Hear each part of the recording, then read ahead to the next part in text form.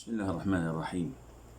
الحمد لله رب العالمين، والصلاة والسلام على المبعوث رحمة للعالمين نبينا محمد وعلى آله وصحبه ومن اهتدى بهديه واستنى بسنته إلى يوم الدين.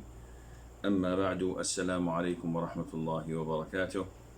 And welcome to the 19th lesson of the Islamic Faith, فصول في العقيدة. And today we will, inshallah, study chapter 11, I think, yes. And this chapter is about a very important part of our aqidah. So whenever you hear people talk about aqidah, then you have to know that this is one important aspect of it, and that is the belief of what is after death. And we will begin, inshallah, reading what is in chapter 11, and then we will comment whenever commenting is required bi'idhnillahi azza wa jal. The Shaykh says, death is inevitable. And this is a universal fact. Nobody on earth believes that he would not die. Every single born creature knows of the inevitability of his death. He is going to die. How long it would take him to reach that conclusion? This is in Allah's hands. The most fortunate are those who know from an early stage in their lives that they are going to die, and more fortunate than them are those who know what to do to prepare themselves for what is coming after the death. Allah says, كُلُّ مَنْ عَلَيْهَا فَانٍ وَيَبْقَى وَجْهُ رَبِّكَ ذُو الْجَلَالِ وَالْإِكْرَامِ. Allah says, everyone upon it, that is earth, will perish, and there will remain the face of your Lord, honor of majesty and honor. The Shaykh says it is a part of faith, it is a part of Iman, that we should believe in what comes after death, including one's examination in the grave and the resulting happiness or torment. So this is something that is definitely among the most important things people must adhere to, and that is they are going to die, and their death is not the end, as people say. He died and he went to his final destination. No, this is not his final destination. It is the beginning, where the Prophet ﷺ used to say, the grave is the first stage of the hereafter. So we believe that this is not the end. There has to be, after death, examination in the grave, and there has to result of that examination happiness in the grave or torment. And this is again one of the major issues that deviant sects and cults disapproved of. So they used their logic and said, we don't see anybody sitting in his grave, we don't see any marks of punishment or torment on a deceased or a corpse body. So they denied with their minds what they cannot see. And alhamdulillah, a couple of chapters ago we discussed the role of the mind and the role of the intellect, and how it cannot oppose the revelation of the Quran and Sunnah, because our minds cannot comprehend everything, as exactly our eyes cannot see everything. So things that we cannot see, this does not at all mean that they do not exist. Moreover, part of the belief, part of the faith we should have is it is essential to believe in resurrection. And this again is an important aspect in Islam. Allah says, وَنُفِخَ فِي الصُّورِ فَإِذَا هُمْ مِنَ الْأَجْدَاثِ إِلَىٰ رَبِّهِمْ يَنْسِلُونَ. And the horn will be blown, and at once from the graves to their Lord they will hasten. Therefore, we believe in resurrection. Other religions, they believe in reincarnation. Other cults who pretend to be Muslims believe in reincarnation. They don't believe in resurrection. And this goes on to prove to you the importance of the belief in the Day of Judgment, and why Allah Azza wa Jal made it one of the 6 pillars of faith, 6 pillars of Iman. أن تؤمن بالله وملائكته وكتبه ورسله واليوم الآخر. To believe in Allah, His angels, His books, His messengers, and in the hereafter, and also to believe in predestiny, evil and good, or good and evil. So part of your faith is to believe in resurrection. Whoever doubts the resurrection disbelieves in Allah, and there is no other choice, because part of the 6 pillars of Iman is to believe in the Day of Judgment and resurrection. And whoever doubts it, as stated, is a kafir. Allah says in Surah Al-Jathiyah, but as for those who disbelieved, it will be said, were not our verses recited to you, but you were arrogant and became a criminal people? And when it was said, indeed, the promise of Allah is truth, and the hour is coming, no doubt about it, you said, we know not what is the hour. We assume only assumption, and we are not convinced. So this is their sin on the Day of Judgment, that they would declare that they did not believe in the hour. And this is why they were cursed for their actions and for what they had done. Needless to say, the one who denies the Day of Judgment is also a disbeliever.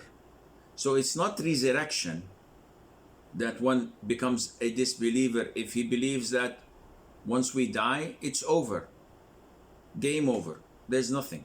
No. Whoever believes that resurrection is not there is a kafir. And whoever disbelieves about the Day of Judgment, about the hour, then he is a disbeliever.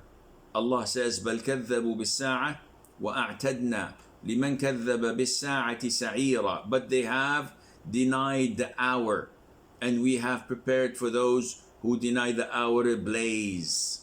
There would be upon the people of hellfire. Another part of faith, of Iman, is to believe in the reckoning on the Day of Judgment. So everything that comes after death, you don't have the option to disbelieve in it, because this is believing in Allah Azza wa Jal. This is faith. So you believe in death, you believe in resurrection, you believe in accountability, you believe in the Day of Judgment. So reckoning on the Day of Judgment, Allah says in Surah Al-Anbiya, and we place the scales of justice for the day of resurrection. So no soul will be treated unjustly at all. And if there is even the weight of a mustard seed, we will bring it forth, and sufficient are we as accountant. And we place the scales of justice. وَنَضَعُ الْمَوَازِينَ الْقِسْطَ لِيَوْمِ الْقِيَامَةِ. Scales. Do we have to believe in such a thing, the existence of scales? The answer is yes. On the Day of Judgment, we as Muslims, part of our Aqidah, to believe that there would be a scale, and it would have eyes and a tongue to speak with. And in one narration, if the heavens and the earths were to be put in the scale would fit them. How big is the scale? And it is so accurate that even the seed of a mustard seed, the weight of a mustard seed can be noticed and accurately weighed. So what is to be weighed on this or in this scale? Scholars have said there might be three types. One, the deeds themselves. So good moral conduct would be placed in the scale to be weighed. Your consumption of intoxicants would be weighed. Being kind and dutiful to your parents would be weighed. The action itself, the good deed or the bad deed, would be placed in the scale. Number two, scholars said, it is the record books. We know that on the Day of Judgment, we pray that we will be receiving our record books with our right hands, which means that we are fortunate and blessed. But there are those who would receive their record books with their left hand, which means that they're doomed. May Allah protect us. These record books are to be weighed on the scale. If you were fortunate to have your good deeds overweigh your bad deeds, you're saved and blessed. If your bad deeds overweigh your good deeds, you're doomed. And if they are balanced and equal, these are the people of Al-A'raf. Chapter 7 in the Quran is called Surah Al-A'raf. And A'raf is an area between heaven and hell. Some say it is a mountain called Al-A'raf, where those who have their good deeds and bad deeds balanced and equal would remain there until Allah Azza wa Jal rules their affairs and admit them either to heaven or to hell. And funny that a lot of the brothers and sisters send me questions. What's the ruling on calling my son Al-A'raf? It's a mountain. Why not call him Mount Everest? People are quite strange when it comes to naming their children. They just open the Quran and anything they see, they pick it up and say, okay. Some even call their son Zaqum, which is a tree that grows in hell. But they saw it in the Quran, so they said, what the heck? I was in India once, and my driver's name was Shaitan. I don't know what to say. They called him, his parents named him Shaitan. So people should be more aware of how to pick and select a good name for their children. So, believing in reckoning.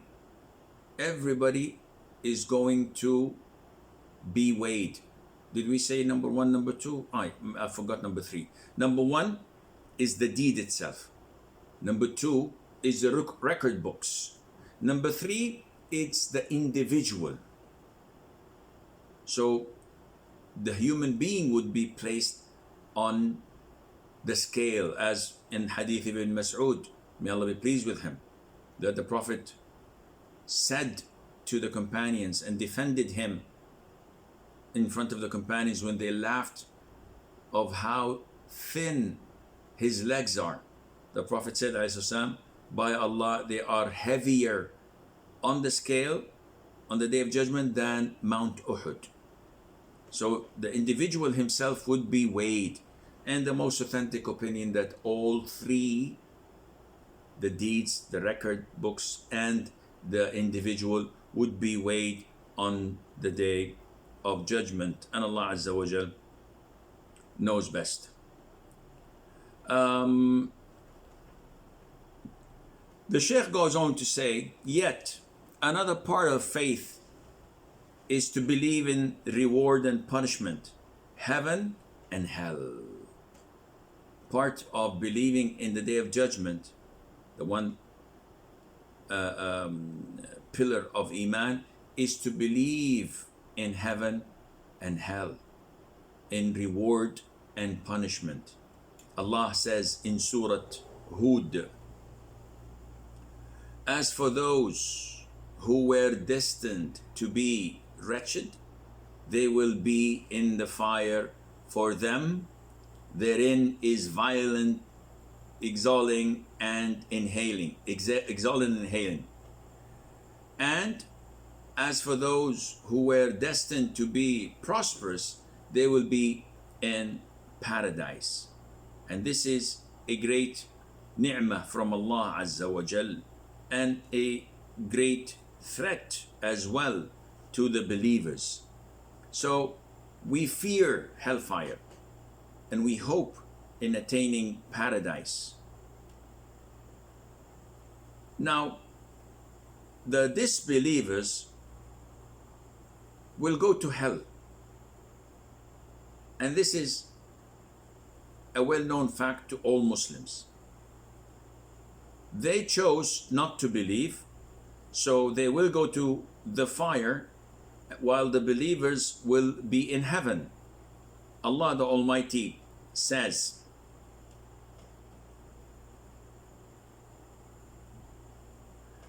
and for those who disbelieved, I'll punish them with a severe punishment in this world and the hereafter.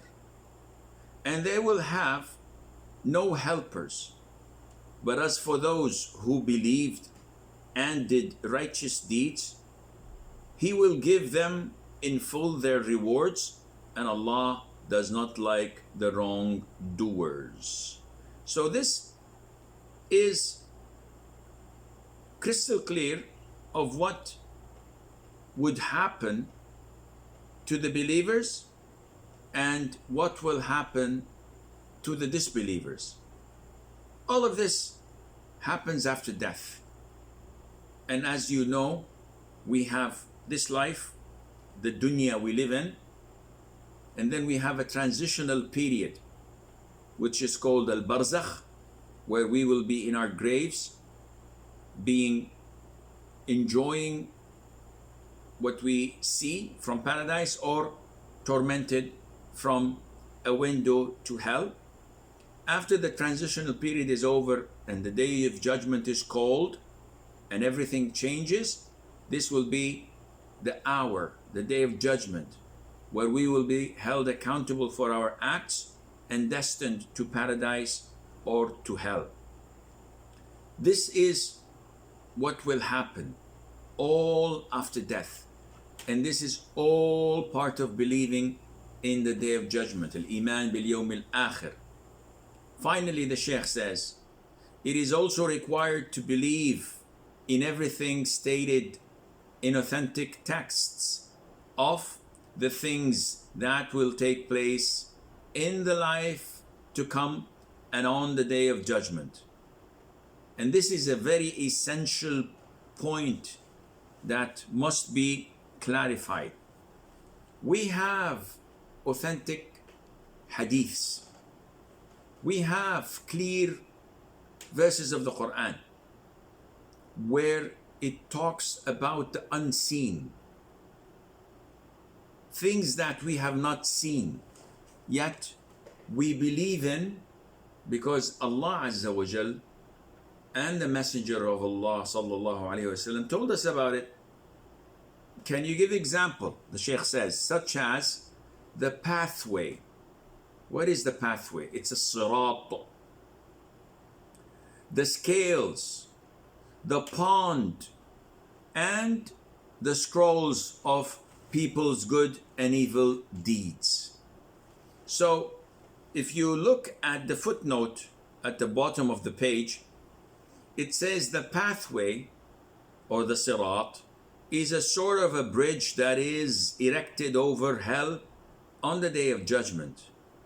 All people will need to cross it in order to reach heaven.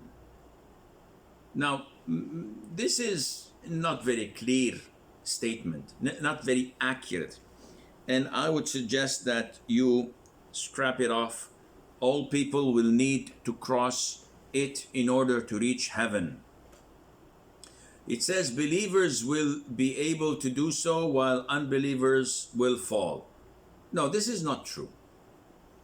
As-sirat is a bridge erected on the sides of hell.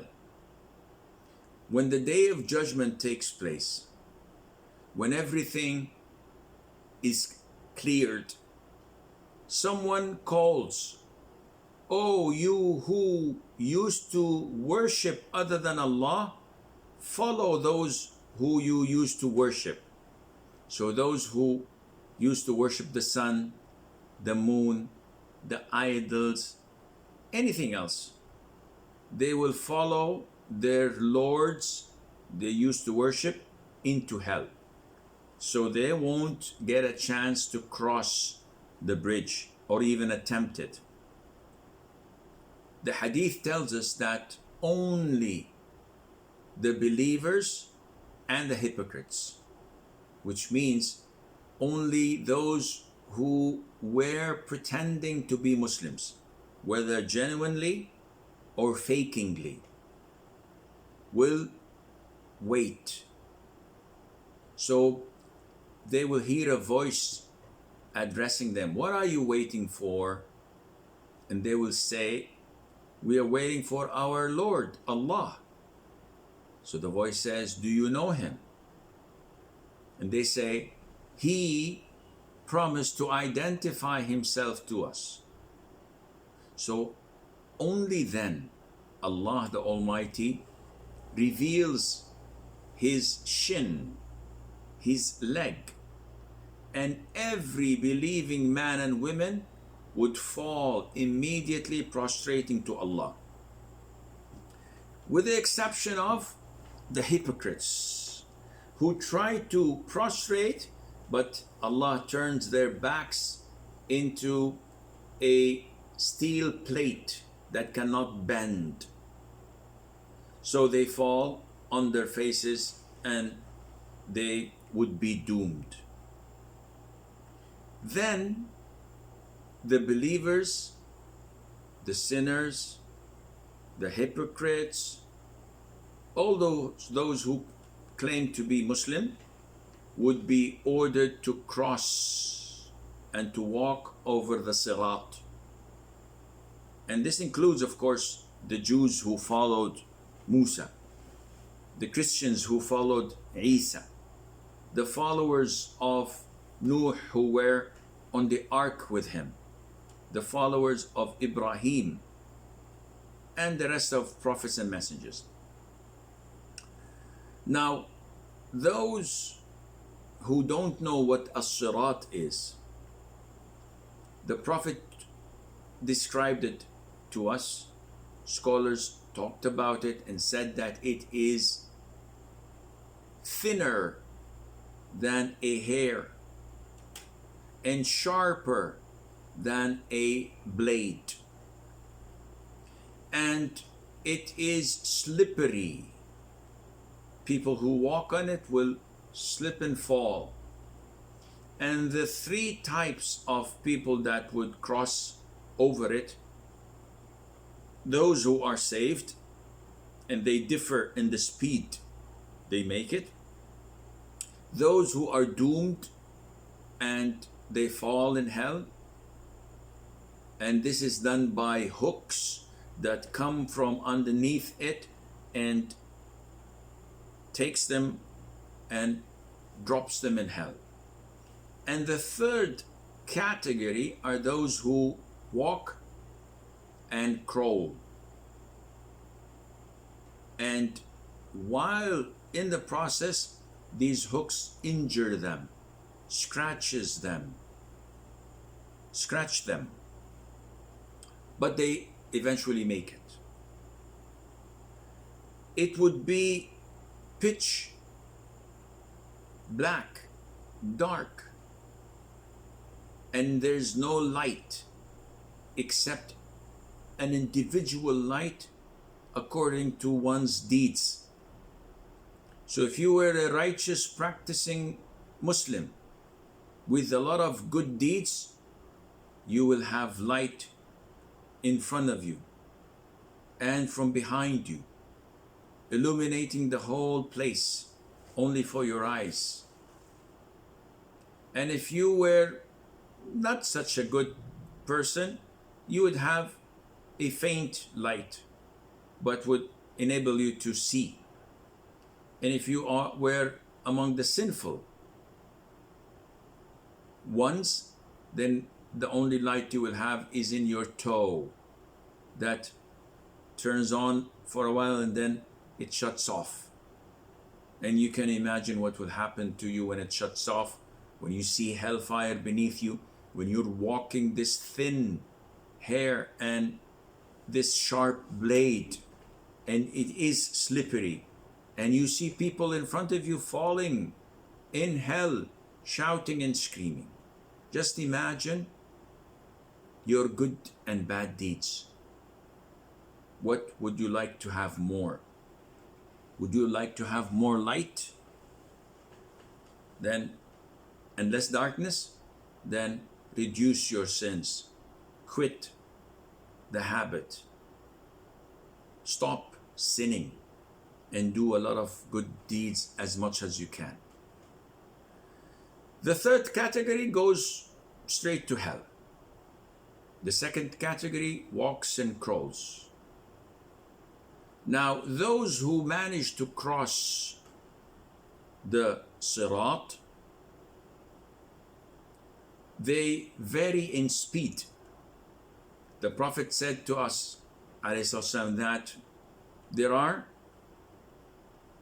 people, there is a group that would cross the Sirat in the same speed of a flash. They're there.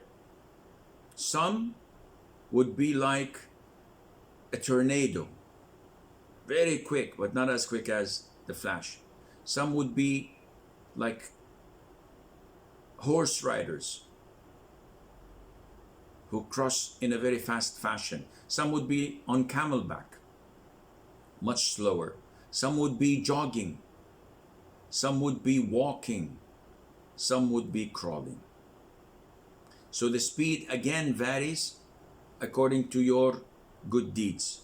So the point I wanted to make in this footnote is that only the Muslims, whether genuine or pretending to be, will be allowed to cross over this Sirat, but not the disbelievers. The footnotes goes to say the scales are placed to weigh people's actions, which they did during their life on earth. We've spoken about this. The pond belongs to the Prophet Muhammad ﷺ when he will give people to drink, and this is a widely spread misconception that people think that the Prophet himself would offer the people to drink. What is the pond? The pond is a pool where the Prophet tells us ﷺ, that the cups which people drink from are as many as the stars, in the billions. And those who drink from it would never ever get thirsty, which means that they will never be admitted to hell, because we know that the people of hell would be among those who are thirsty and beg for water. And the Prophet told us that it is as white as milk, as sweet as honey. It's something you cannot actually imagine, but you believe in it. And the Prophet told us ﷺ, that there will come people from his ummah, Muslims, who would want to drink from it, yet the angels push them back and prevent them from doing so. So the Prophet tells us that I cry to Allah and say, my Lord, this is my ummah, this is my ummah. So I will be told that you do not know what they had innovated after you, which means that these are Muslims, but they are innovators. They had innovated in Islam. So the Prophet says, as some destruction may be to those who innovate after me. This is the pond, and Allah Azza wa Jal called it in the Quran as Al-Kawthar, as one interpretation, Inna a'tainaka al-Kawthar fasalli li rabbika wanhar. We have given you the abundant goodness, al-khayrul kathir, Kawthar. So they say that this can also refer to the pool. Okay. The scrolls are records of all that people do in this present life. Each one will be handed their records on the day of judgment, and the believers will be proud of their records, calling on other people to look into them. The unbelievers or the disbelievers will wish that they had never seen their records. And this is what the class is all about, the belief in the day of judgment, the reckoning, hell and fire, the questioning, the scrolls, the books, etc. By the way, these are all things that are part of our iman, our belief. But unfortunately, many Muslims that we know of may have issues with that. And such issues usually arise because of their ignorance, because of their distance from Quran and Sunnah. So it is important for us to share with our families, with our relatives, with our friends, such knowledge, and to emphasize the importance of aqeedah, because at the end of the day, this is what Allah will hold them accountable for, and if they have zero knowledge of it, it's not going to be very beneficial for them. We move on to the questions. Zaid Zubair says, I'm asking about loans. Assume I want to buy a motorcycle and I don't have cash, but the seller gives an offer, increase the real price to some amount due to paying in installment. There is a hadith where the Prophet says, alayhi salatu wassalam, من باع بيعتين في بيعة فله أوكسهما أو الربا, which translates to, if anyone makes two transactions combined in one bargain, he should have the lesser of the two, or it will involve usury. So he's asking what to do, how to think of such a hadith.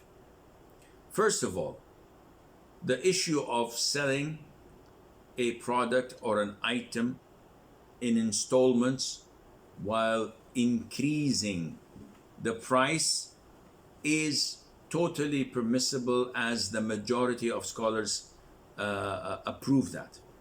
So I have this mobile phone, I will sell it in cash to Brother Ahmed for $1,000. Then Brother Abdullah comes and says, how much is the mobile? I would say $1,200. Abdullah has no right to complain and say, why are you selling it to Ahmed for $1,000 and for me you're adding $200 for that? I say, it's none of your business. It's my mobile phone. You want to buy it? You're more than welcome. Pay $1,200. You don't want to buy it? Go somewhere else. So this is my product. I can sell it for any price. Am I right or am I wrong? I can't hear you, but I would presume that you're saying you're right. You can sell whatever you want that you possess in any price. I can sell it to Brother Muhammad for $1. Nobody has the right to say, Yahi, this is too cheap. Why are you doing this? No, it's my money. So now let us look at it in a different angle. Ahmed says $1,000 for the mobile phone. That's a good price. Abdullah says, oh, I don't have cash, but I really need the mobile. So can you cut me some slack? I said, listen, I can't do anything to help you, except I'm willing to sell it for you, providing that you buy it for $1,200. You give me $100 every month for a whole year. That's 12 months. It's a done deal. He said, wow, that's great. I can afford $100 a month. That's easy for me to pay. So we agree, the deal is done. Vast majority of Muslim scholars say that this is totally halal. And this is the most authentic opinion. The hadith you're referring to, if anyone makes two transactions combined in one bargain, he should have the lesser of the two, or it will involve usury, it will involve riba. This is referring to me selling Abdullah by saying to him, if you pay cash, it's 1,000. If you want it on installments over 1 year, it's 1,200. Abdullah says, done deal, I agree. And I say, okay, I have sold you. He says, I have bought from you. And we depart. One would say, MashaAllah, you sold your mobile. I said, yeah, I sold my mobile. He said, how much? I said, I don't know, maybe 1,000, maybe 1,200. I said, excuse me? How is it possible you don't know? You sold something without knowing? He said, yes, I gave him the option to choose, and he's choosing. I don't know what he chose. This is what the hadith talks about. If anyone makes two transactions combined in one bargain, he should have the lesser one. My friend says to me, no, this transaction is not halal. Either 1,000 or 1,200, then you must take the lesser one, the 1,000. You can't go for the 1,200, otherwise it will be riba. This is what the hadith talks about according to the most authentic opinion of scholars, and Allah knows best. So in short, you have to decide which transaction, which contract you're going to go for, and then before we depart, khalas, we've agreed that I'll pay $1,200, $100 a month, and that's it. Maryam says, make hijab, I have no problem. My siblings. Okay, this question is like crosswords, so I have to. So her siblings say, if you make hijab, they have no problems. But I put on niqab, there is problems. My mother is the only one supporting me, The others are asking me to remove till I get married. So basically her question is, all of her family oppose her taking on the niqab, wearing the niqab. They have no problem in her covering her body, her hair, but they have a problem with her covering her face. The only one supporting her is her mother. What to do? Ignore them. You can't have people dictate to you what to do and what not to do, especially when you are doing what pleases Allah the Almighty. So wearing the niqab, is it part of the Sunnah? Yes. Was it practiced by the Muslims at the time of the Prophet ﷺ? 100%. Did any of the Prophet's wives, peace be upon him, and may Allah be pleased with them, did any of his wives ever unveil her face? Never. Is the niqab mentioned in the Quran? 100%. So, with all these compelling evidences, what do you care? Let them say what they say. Let them disapprove and disagree with what you're doing. As long as you're pleasing Allah Azza wa Jal, don't pay any attention to them. Yes, be diplomatic, be wise when talking to them, be tolerant. Sometimes you have to pretend that you did not hear any abusive remark, or pretend that they did not say what they said. Just ignore it. Eventually they'll become tired and leave you on your own. Asma Sheikh says, what does Islam say about narcissists from your point of view? A narcissist, if I understand correctly, is a person who is fond of himself. And this is stage 1, not in cancer, in what is worse than cancer, before arrogance, which is stage 4. So arrogance, defined by the Prophet ﷺ, is to be looking down at people, resenting them, and rejecting the truth when it comes to you. This is the definition of arrogance, al-kibr. When the Prophet ﷺ was asked about a person liking to have a beautiful suit or a beautiful set of clothes and a beautiful pair of shoes, would that be arrogance? He said, no. Allah is beautiful and Allah loves beauty. So there's a thin line between being narcissist and being beautiful. Being beautiful, being handsome, good looking, having a good body, working out, and loving it because it is something nice and beautiful is good. Being narcissist usually is accompanied by an internal feeling of thinking that I'm above everyone else. I'm smarter than everyone else. I am more eloquent. I am more intelligent. I know everything when everyone else doesn't. And everyone knows that this comes with the territory. When the knowledge is superficial, when the knowledge is not genuine, it seems to me that I am the most knowledgeable person. And when you talk to me, I say, what do you know? What did you study? I've done so much studies and research. I know. I've been there. I've done that.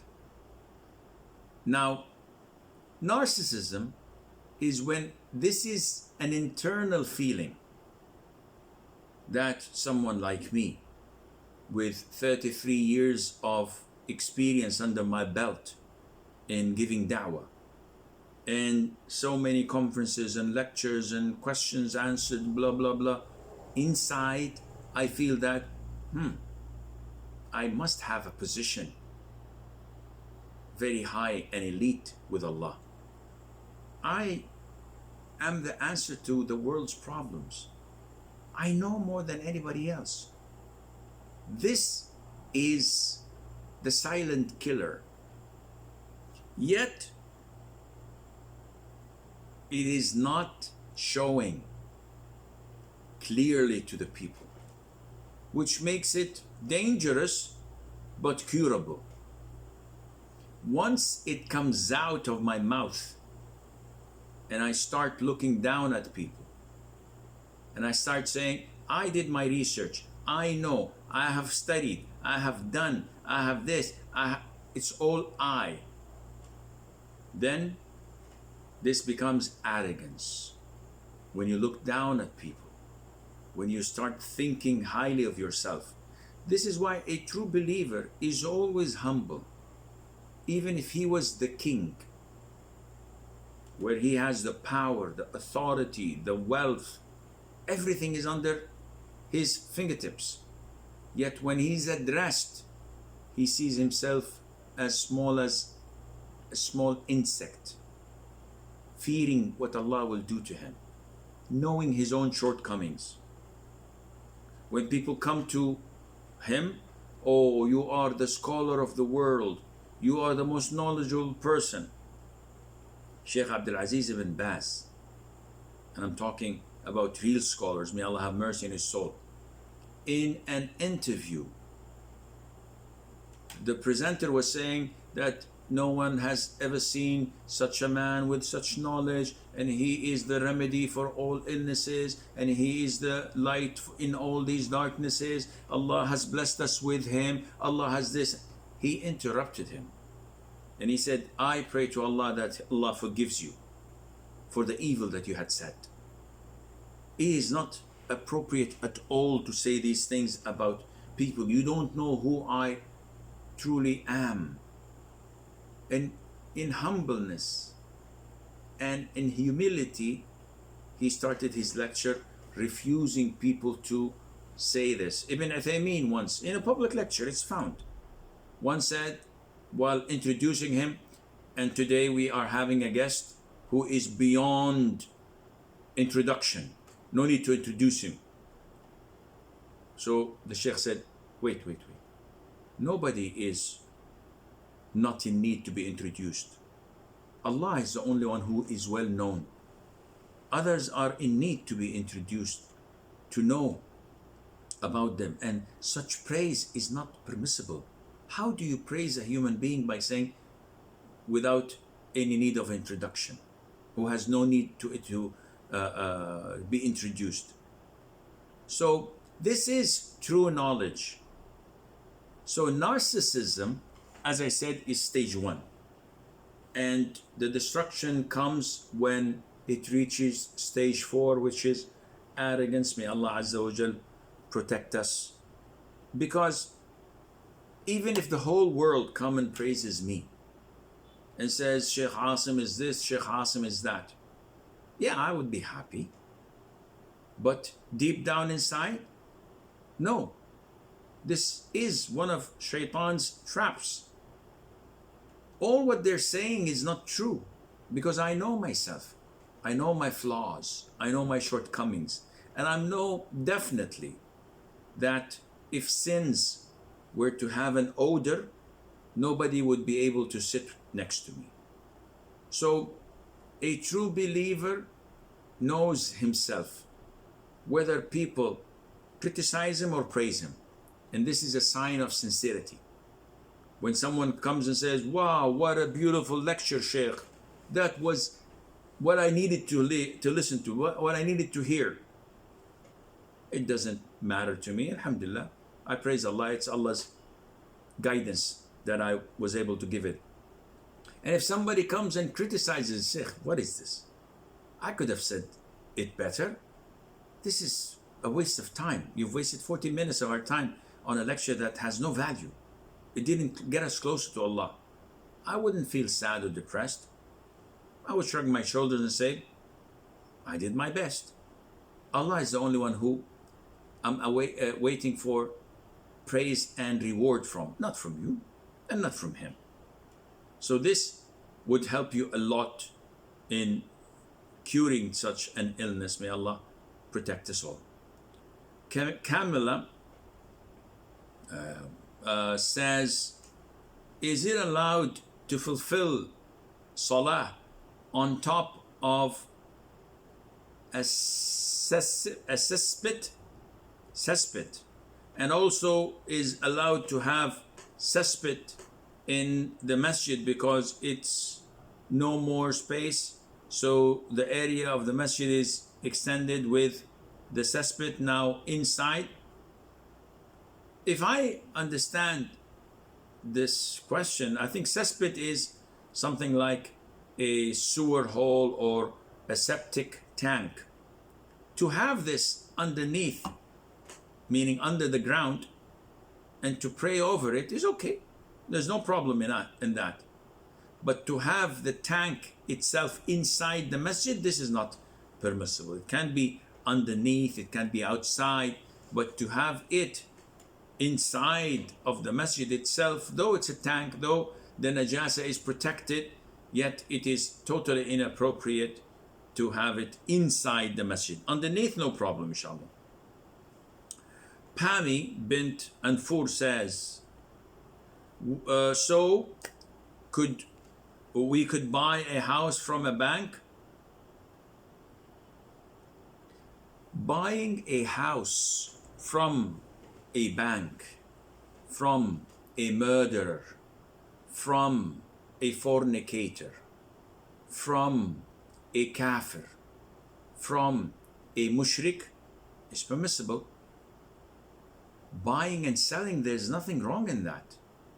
It doesn't matter what religion the person you're buying from is, whether he's sinful or not.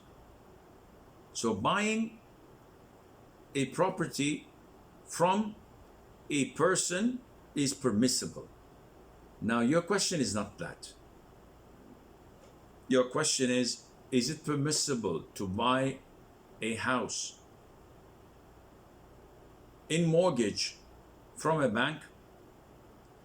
So you have to be clear when you're asking a question, because buying from a bank can be halal, can be haram. Example, bank XYZ bought a neighborhood consisting of 20 houses, and now he's willing to sell them over the period of 20 years, and he would charge interest in the halal way. So the money, the house costs $500,000. He'll sell it for $750,000 over the duration of 20 years, and the amount is fixed. It cannot be increased more than $750,000, no matter what happens. What's the ruling? The transaction is 100% halal. What?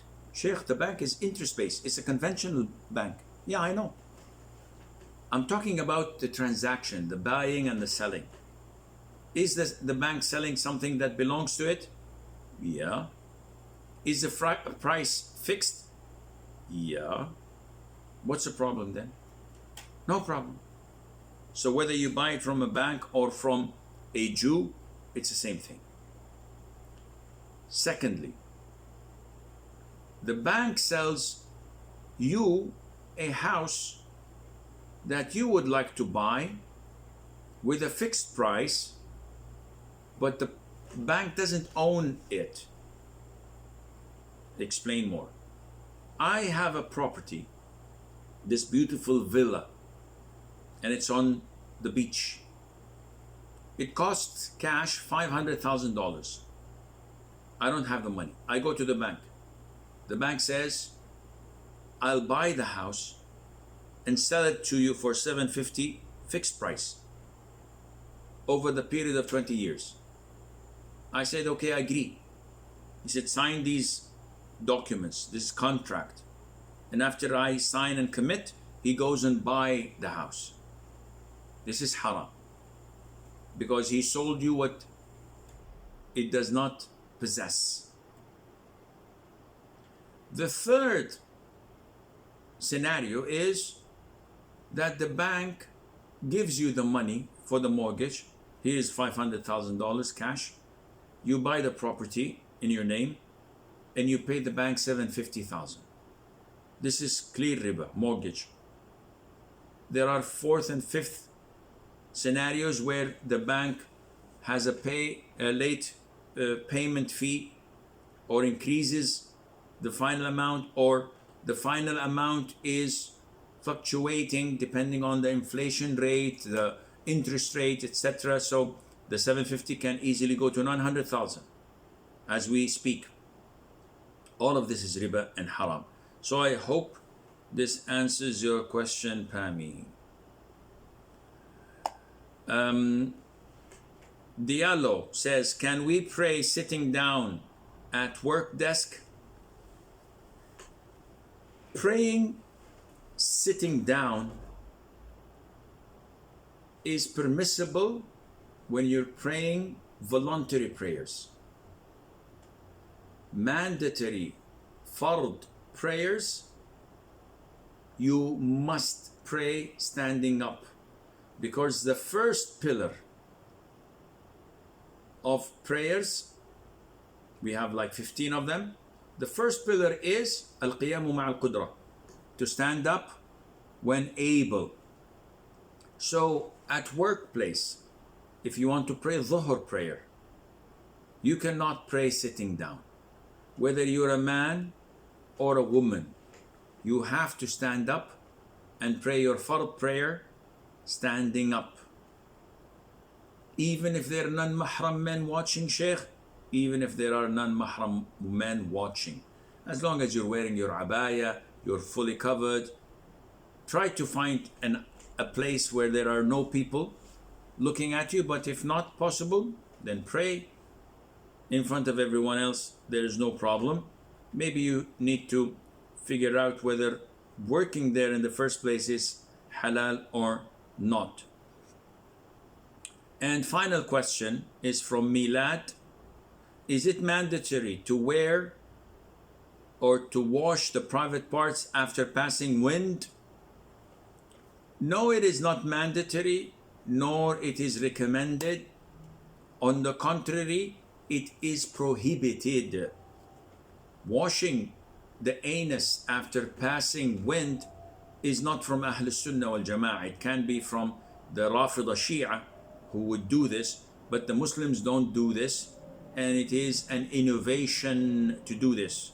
We only wash our private parts if something came out, was emitted physically. Passing wind is not of that sort, and Allah Azza wa Jal knows best. And with this we come to the conclusion of our session. Until we meet next Monday, I leave you fi amanillah. Wassalamu alaikum wa rahmatullahi wa barakatuh.